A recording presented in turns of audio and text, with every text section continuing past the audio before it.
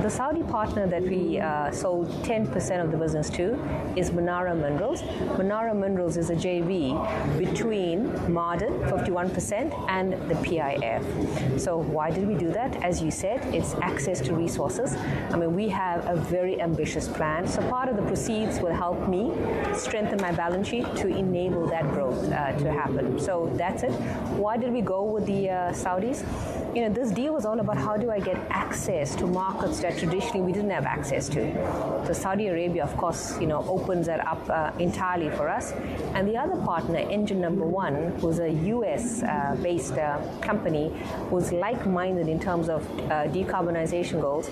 I wanted to initially pick their brains, have the caliber of those investors on the board, as well as use them for access to markets as well. So Vale itself is in a very interesting position, given your huge footprint here in Indonesia. Through Vale Indonesia, you're one of your major subsidiaries, and because of how intensive Indonesia has been focusing on developing this EV sector, you're in a very unique position to actually benefit and also comment on how it's developing. Can you talk to us about the opportunities that Vale is seeing from Indonesia's efforts to build out this major EV sector, and what other projects you've actually established in relation to that? So we've just committed to spending $9 billion in projects, not all by ourselves. You know, I believe in partnerships. Our partners will unlock this. But let me talk about one project, the Formula project. That's a $4.5 billion project. We'll build a $1 billion mine, and then YU Copper, together with Ford, are partnering with us on the plant, which is a $3.5 billion HPAL plant as well.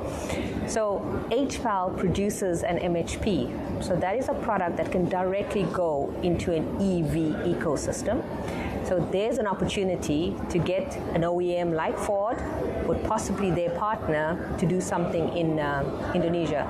So although it's not a space that we typically or traditionally play in, I want to see how those kinds of partnerships can be unlocked in Indonesia, for Indonesia and the rest of Southeast Asia. And that's an exciting number because, again, not sure if you know this, but an EV, depending on the type of nickel battery chemistry, will use about 40 to 60 kgs. So with that kind of 120,000 tons, we're talking about over 1 million cars that can be powered by those kinds of tonnages every year.